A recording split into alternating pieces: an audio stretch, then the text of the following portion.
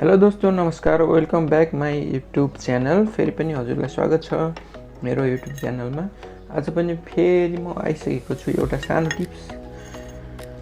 सानो टुल्स लिएर आइसकेको छु। हेरेर साथ दिनु होला, कस्तो लाग्छ हेरेर प्रतिक्रिया दिनु होला। यस्तै भिडियोहरूको लागि मेरो च्यानललाई सब्सक्राइब, लाइक, सेयर गरिदिनु होला। हजुरहरूको साथी सर्कलहरूमा मेकानिकहरूमा पुर्याइदिनु होला भन्ने चाहन्छु। म चाहिँ आज सानो एउटा टुल्स लिएर आएको छु। जस्तै हेर्दा सानो छ, सरल छ, बनाउनलाई पनि एकदम सरल छ, तर यसको काम चाहिँ एकदम ठुलो छ। हेरेर लास्टसम्म भिडियोलाई हेरेर साथ सपोर्ट दिनु होला। र यस्तै भिडियोको लागि हजुरले मलाई फलो गर्न सक्नुहुन्छ। मैले चाहिँ एउटा सानो टुल्स, एउटा प्लेट लिएर, एउटा सानो प्लेट लगभग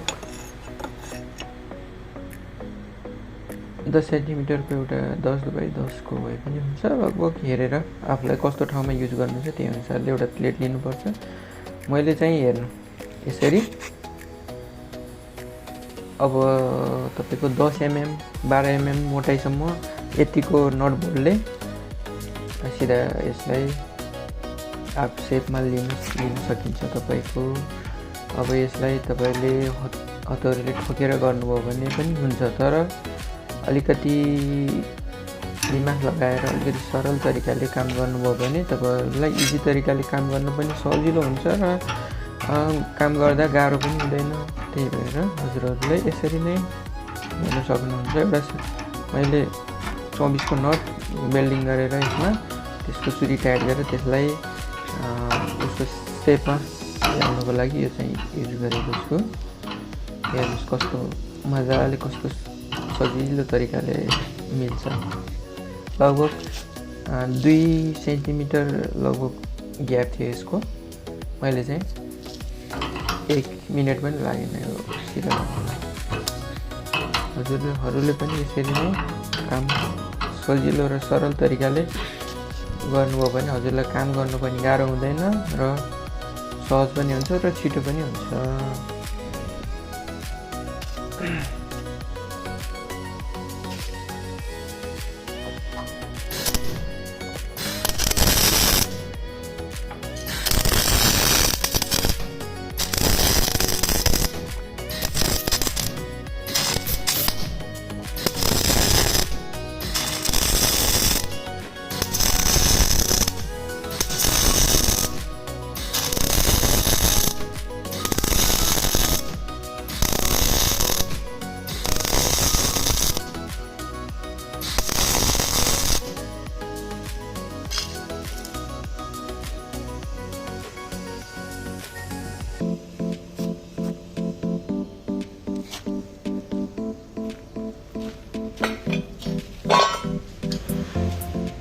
मैले टाका पनि लगाइसकेँ र यसलाई हजुरहरूले एक साइड मात्र बेल्डिङ गर्नुभयो भने एकदम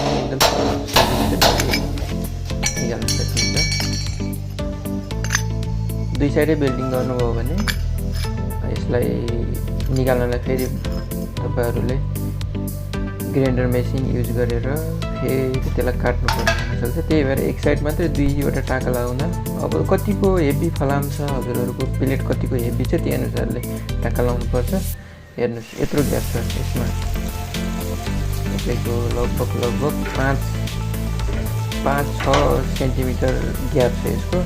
सरल तरिकाले यस्तो राम्रोसँग सेपमा मिल्छ कि हल्का कर्भ छ कि यो मैले बनाउन लागेको चाहिँ एउटा मेसिनको बकेट हो।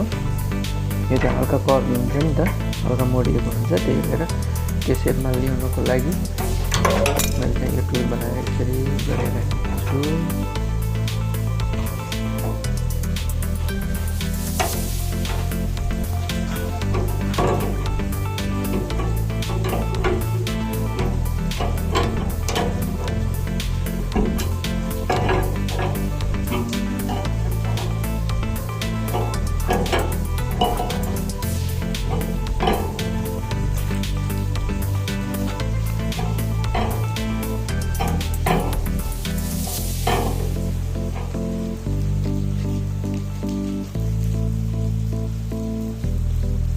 लगभग 2-3 सेन्टिमिटर बसिसकेको छ। अलिकति प्लेट अलि हार्ड भएको भएर मैले हल्का ग्यासले हिट दिएर फेरि गर्ने होला छ, किनभने प्लेट हजुरहरूले गर्न लाग्छ प्लेट कतिको हल्का जहाँसम्म सटेको छ त्यहाँसम्म मैले बेल्ट गरेर फेरि यसलाई हल्का ग्यास कटरले हिट गरेर फेरि यसलाई, हजुरहरूसँग ग्यास कटर छैन भने पनि लगभग यस्तो खालको 2वटा टुल्स बनाएर सजिलैसँग गर्न सकिन्छ। र यो सिङ्गल बनाएको छु मैले, त्यही भएर अलिकति यो अलि हजुरहरूले सानो लगभग 5 mm थिक्नेस भएकोहरू त्यस्तोलाई चाहिँ एकदम सजिलो काम यसमा अलिकति 12 mm को त्यो भयो, त्यही भएर अलिकति हार्ड भएको हो। त्यही भएर हल्का त्यो चटाउनु पर्दैन, 2-4 मिनट हल्का हिट दियो भने एकदम सजिलोसँग आफ्नो सेटमा बस्छ। फेरि हिट गरेर पुरा हल्का टाइट गरिदियो भने सजिलोसँग बस्छ।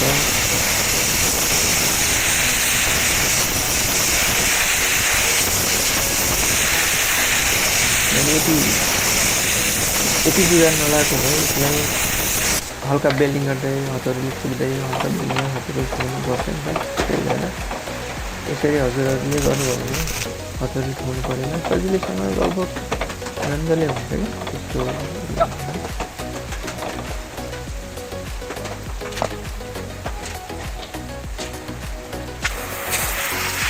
अटो काम गर्नुपर्छ, त्यसरी भिडियोहरू त्यति राम्रो हुँदैन होइन। तर भिडियो भन्दा पनि तपाईँहरूको आइडिया हो, भिडियो राम्रो होस् या नहोस् त्यो खासै मलाई त्यस्तो लाग्दैन। तर आइडियाहरू सेयर गर्न मन लागेको थियो होइन। मैले पनि यस्तै युट्युबहरूमा देखेर हो यसरी सिकेको, हजुरहरूले पनि यसरी नै सिकेर सजिलो तरिकाले हेर्नुहोस्। पुरा लगभग मिलिसकेको छ, पुरा हेर्नुहोस् आफ्नो सेटमा बसिसकेको छ। यसरी नै कति सजिलो तरिकाले मजाले बस्छ।